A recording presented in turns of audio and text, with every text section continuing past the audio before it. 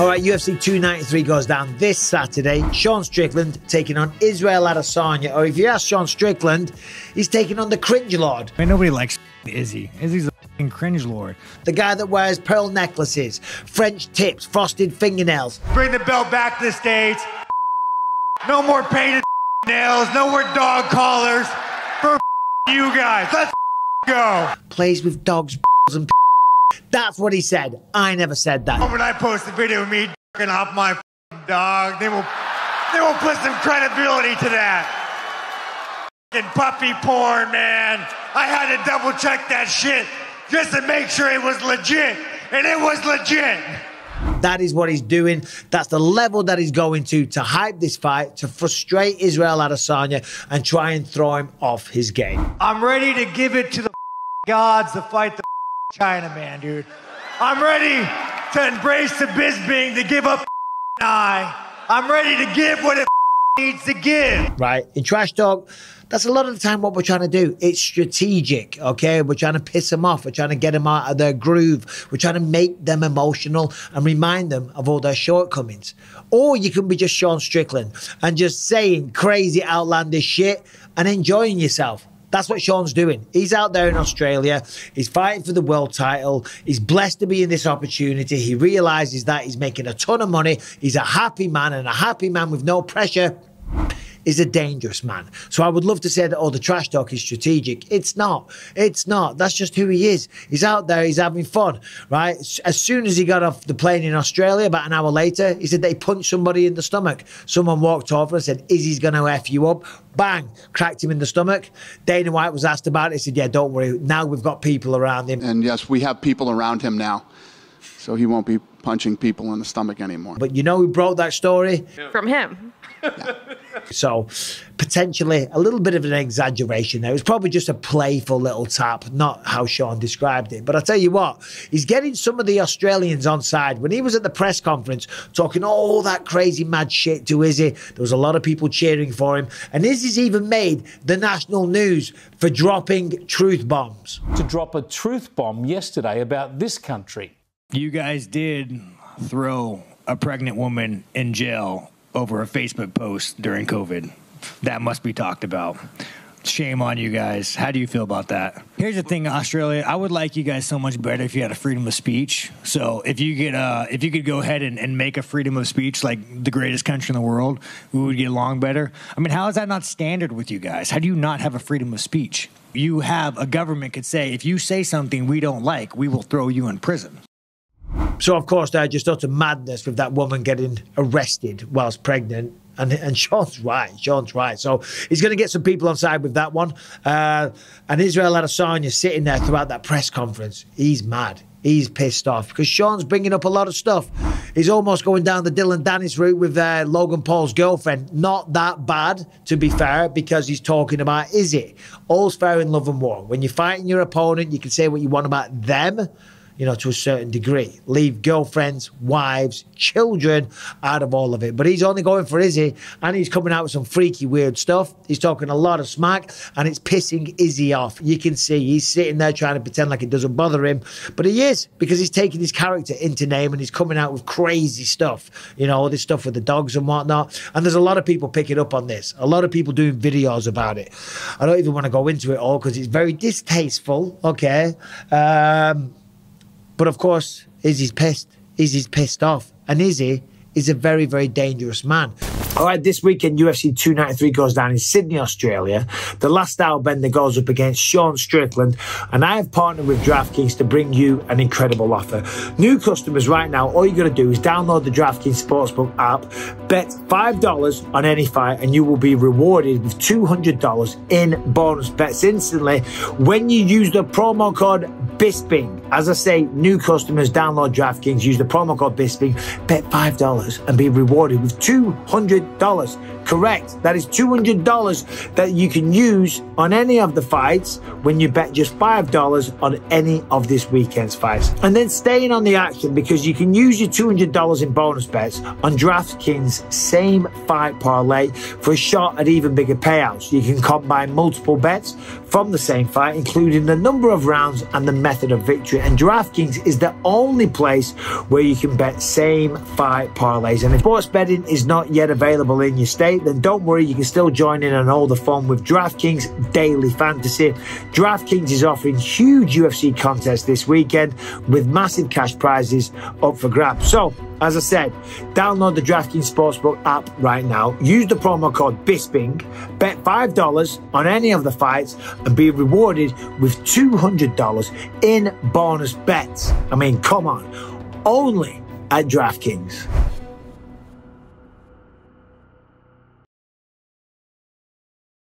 So Sean can come into this one with no pressure because he knows he's not supposed to be here. Okay, he said, I can come in here, I can beat Izzy, go home a world champion and a superstar. Or I come here, I get paid a shit ton of money, I get to have some fun, and I get to go home with a lot more money in my bank account. Either way, I'm cool with it, right? And that does make him dangerous because when I fought Luke Rockhold the second time, I had no pressure. Okay, we all work hard, we all train, we push ourselves to the limit to be the best possible version of ourselves that we can be, right? But then we show up fight night, this thing takes over, okay? The anxiety, the mental gymnastics, the pressure of the moment, the crowd, you name it, it all gets to you. Then afterwards you're like, man, why didn't I do anything I was supposed to do?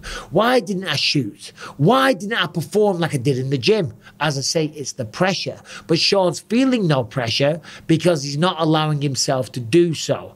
Now, when it comes to the fight itself, I think he does have his hands full. Sean's a very good grappler, okay? And he's got a very good record. Other than those two losses kind of recently to Jared Cannonier and Alex Pereira where he got knocked out, and the Cannonier fight was very, very close. A lot of people thought he won that. Prior to that, he was on a 6-fight win streak, and now he's rebounded. 2 wins, Nasruddin Imavov and Abus Magomedov last time out.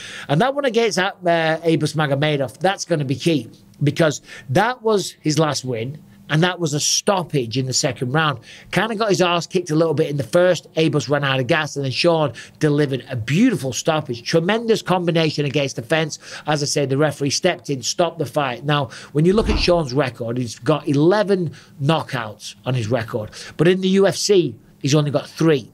The point, and granted, against lesser or tired opposition, right? So it was Abus Magomedov. He stopped Brendan Allen. That's a good win. Forgot about that one, pardon me.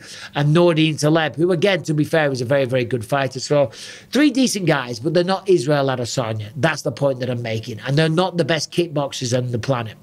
So all that stuff aside, what happens in the fight and how does Izzy win this? Right? He has an 80-inch reach. Sean has a 60-inch reach. And it's not just about reach. It's about how well you use it. Now, Izzy has some key components that are going to be big in this fight. The jab, the low kicks to the calf, and the front kicks to the stomach. They're going to be the key weapons. Number one, because Sean's going to close the distance, right? He's going to close the distance. He's got to get on the inside. Sean's not much of a kicker, so he's not going to be kicking at range. He's not going to be throwing spinning back kicks or spinning wheel kicks. He wants to pressure him up against the fence, get in the pocket, and mix things up. The problem for Sean is, as I said, only 3 stoppages due to the hands in the UFC.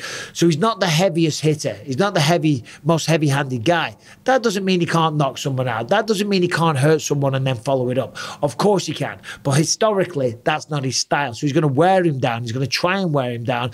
Over 5 rounds, that's going to be hard. Of course, he's got great submissions. I've trained with him many times. Apparently, his wrestling game has now improved majorly as well. Apparently, he was out wrestling Magomed Ankalaev, one of the best wrestlers in the light heavyweight division right now.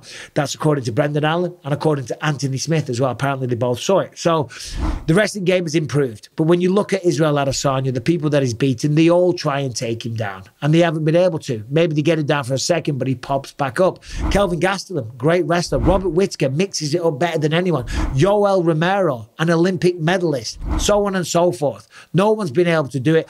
I don't think Sean is the guy to break that mold. The only man that could take him down and hold him down for any significant time was Jan Blachowicz in round 4 and 5 when they fought. And Izzy stepped up to a higher weight class. So as I say, the jabs, because Sean's going to close the distance. Every time he tries to close the distance, the jabs are going to be there. The push kicks are also going to work. They're going to keep him at bay. He's going to be careful, Izzy. He's got to be careful that Sean doesn't catch the foot and then driving backwards, but you got to throw a strike out and bring it back as quickly as you throw it. You're going to bring it back in as quickly as you throw it out. So, and Izzy knows that. He's a very, very snappy and explosive striker. So use the front kicks, bring them back to start position quickly, and the calf kicks, they're going to be key. Sean, for all the bluster and all the talk, he talks at the press conferences and he has talked in some fights, but most of the time he's taking it seriously because he knows this is a dangerous game. The only time he really talked that much was against Jack Marshman, and that's because he knew he had his number. He was comfortable, he was ahead, he was in his rhythm, and when you're having fun, you're a dangerous man. So I don't think there'll be any talking in the fight. I think Izzy is going to use the jabs, the front kicks, and the calf kicks. I think he's going to butcher him. If you look at the fight against Paulo Costa came into this one fresh off the back of a victory over Yoel Romero. He looked absolutely like a wrecking machine that was going to give Adesanya many problems. But he kind of froze. He kind of froze because, one, Izzy's so sophisticated in his movements and hard to read. Secondly, because Izzy was so fast and was just chopping those legs down like crazy. It overloads the mind. You start feeling the pain, and all of a sudden, it's the end of the fight. And I think that's what's going to happen here with Sean. Yeah, he knows he's going to go forward and, you know, take one to land one. But he's not a power puncher. He's not as fast. He's not as refined. And I think if we look at the last similar opponent that he fought, Alex Pereira, where he got knocked out in round 1, and I'm not dismissing Sean completely, and I'm not talking shit about him either, but the reality is he said, listen, I went in there, of course the game plan was to take him down, but my dick got hard and I thought, let's just throw down. I don't think that was the case at all. I think when you're in there against somebody that large and you understand that anytime you try and close the distance, there's real consequences, there's real bills to pay with your consciousness, okay? It makes you hesitate. And he hesitated for long enough and Pereira caught him with the left hook.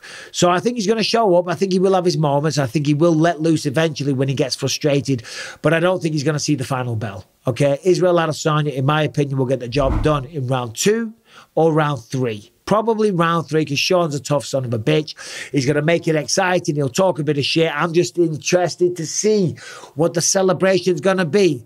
The TikTok dance on the grave. When we fight, I knock you out. I'm going to do a TikTok dance over your grave. Oh, fucking, look at this grown-ass man on fucking TikTok. Maybe that's the problem, bro.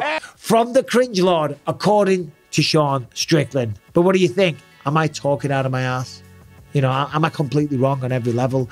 I don't think so. I think I know what I'm talking about, and I do think that's the correct prediction. Let me know in the comments what you think. Subscribe, ring the bell. See you soon.